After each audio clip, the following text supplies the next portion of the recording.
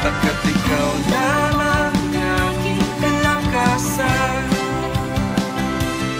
sa piling mo tagumpay ko'y naranasan.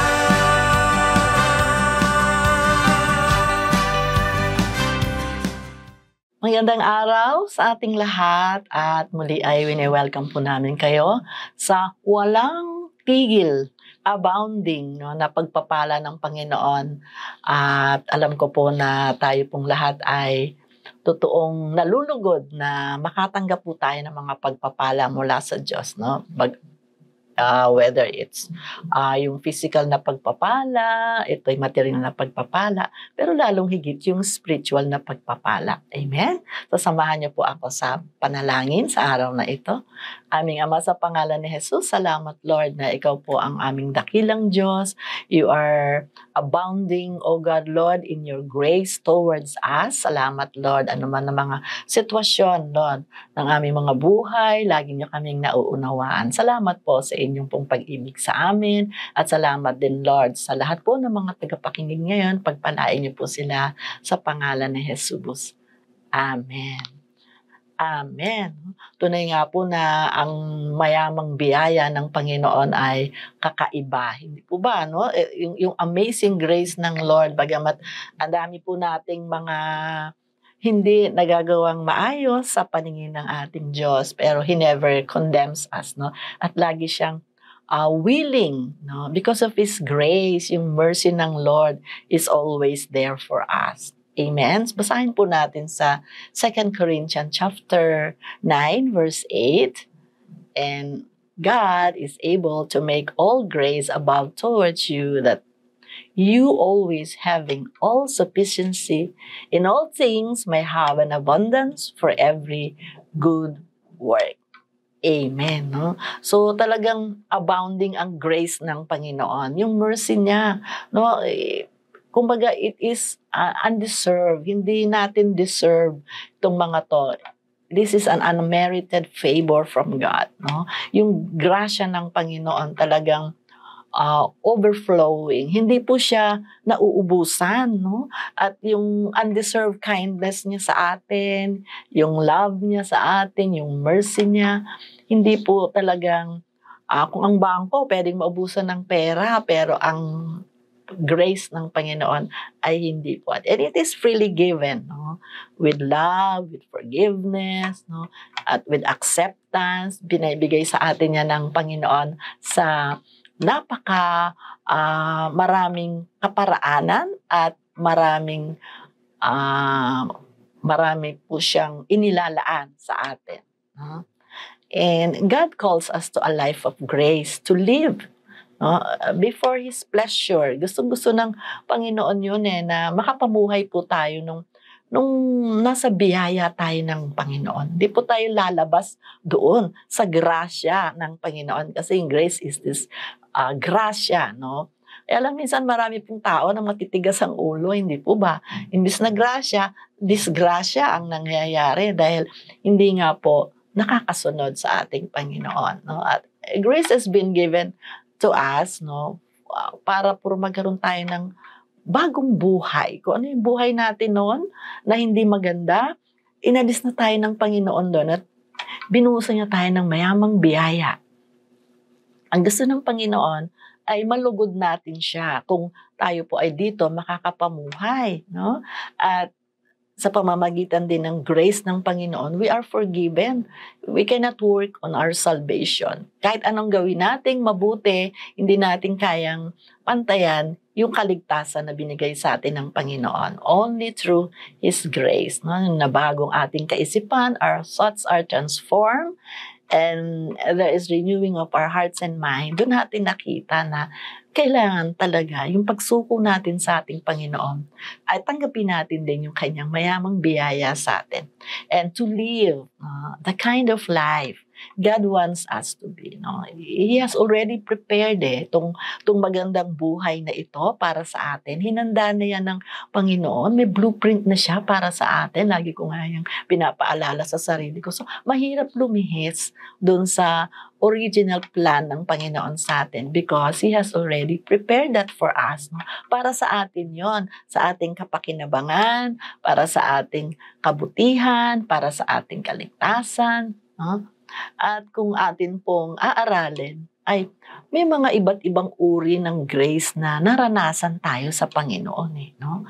So, yung unang-unang grace na natanggap natin sa Panginoon, when we were saved, hindi po ba? Yung saving grace ng Lord. We were saved by God, no? Through faith.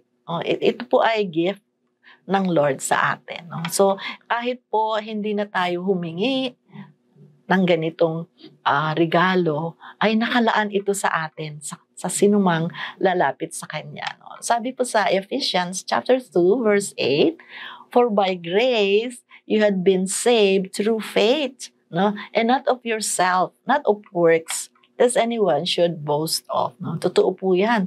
Yung kaligtasan po na tinanggap natin ay sa pamamagitan ng pananampalataya natin sa Panginoon. At hindi yun sa kung ano husay natin, kung ano yung meron tayo, kung ano yung nagawa natin o hindi natin nagawa. Hindi po doon nakabase.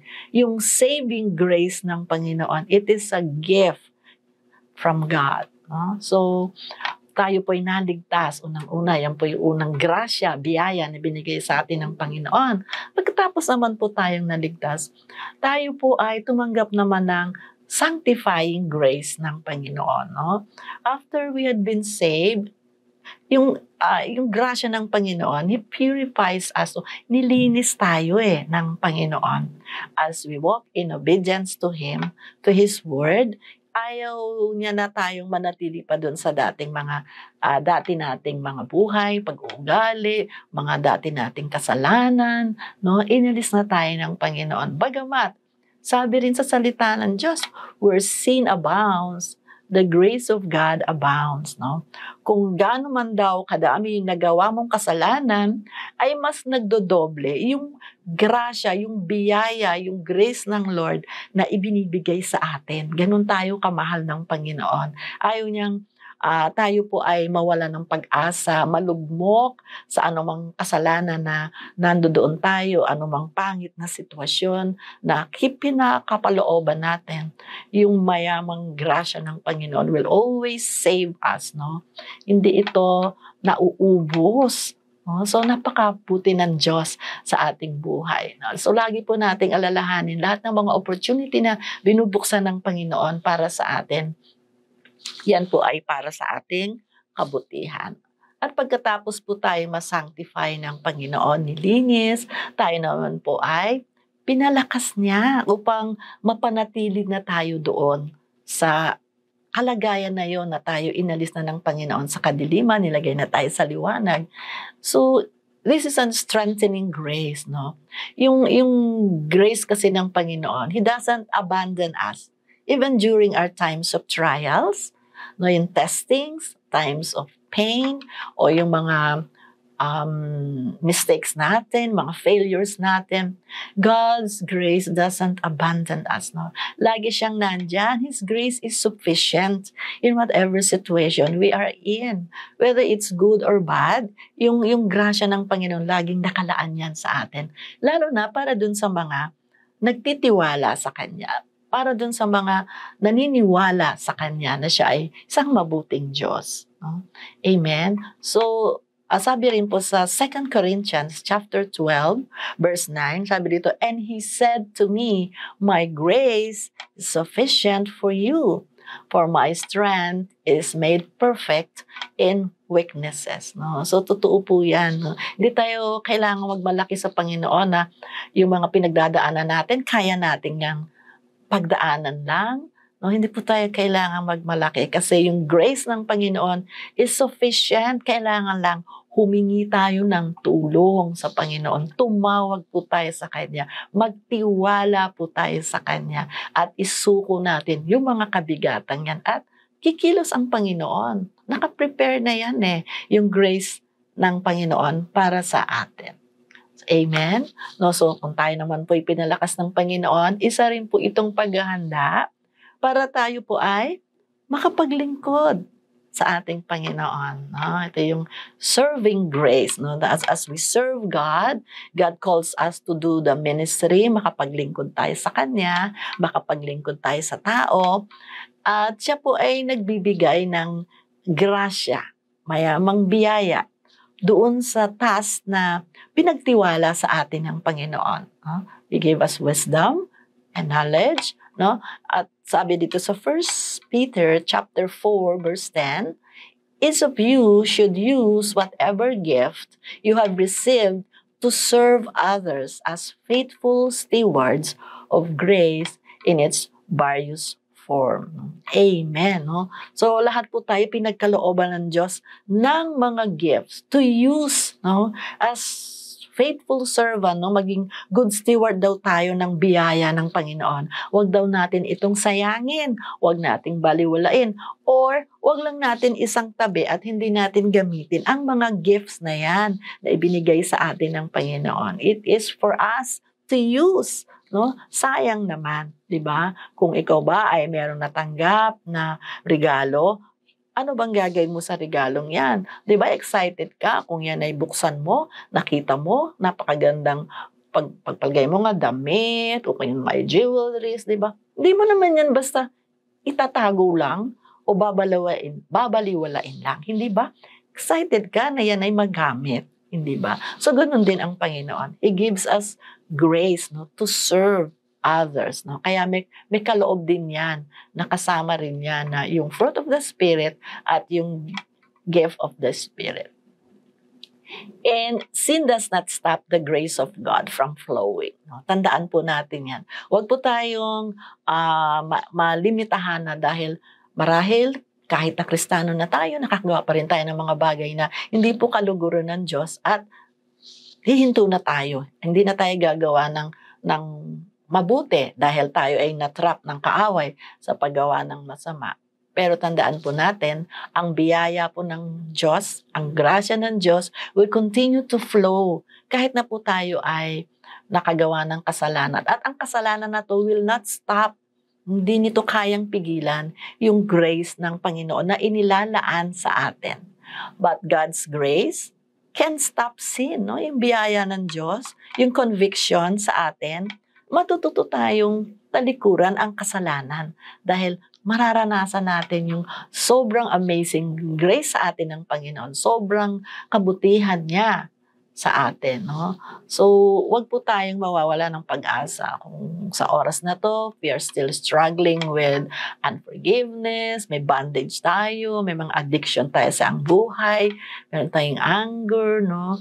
O meron tayong mga bitterness. Tandaan po natin, the more that we should ask for God's grace, no? Lalo tayong humingi at lumapit sa Diyos ng kanyang biyaya. Meditate on God's love and what He has done for us. Huwag po tayong tumalikod. Huwag po nating isipin na hindi na tayo papakinggan ng Diyos at sarado na ang grasya ng Diyos para sa atin. It will never happen. Kasi ang Lord, what He has done for us on the cross, it is because of His love for us. Kaya He always reach us, no? Lagi niya tayong nire-reach out. Grace is the only power that can stop sin in our lives. Andaan po natin yan. Yung biyaya, yung grasya ng Panginoon. It is the only power that can stop sin.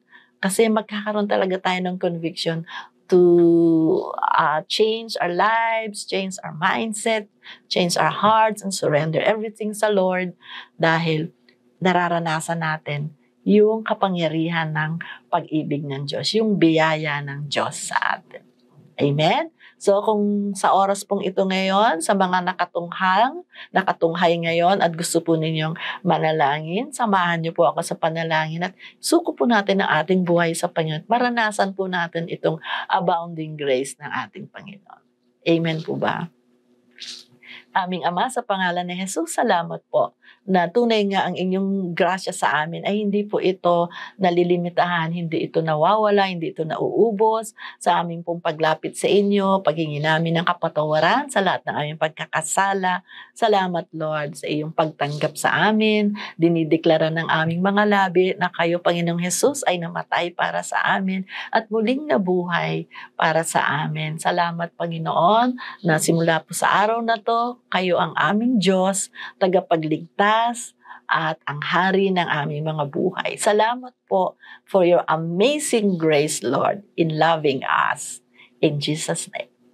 Amen. Amen. So maraming salamat po kung kayo po ay sumunod sa panalangin, at salamat din kung kayo po ay naniwala na ang amazing grace ng Panginoon ay lagi pong nakalaan yan para sa bawat isa sa atin. Okay, magkita-kita po tayo sa mga susunod na araw, and God bless you.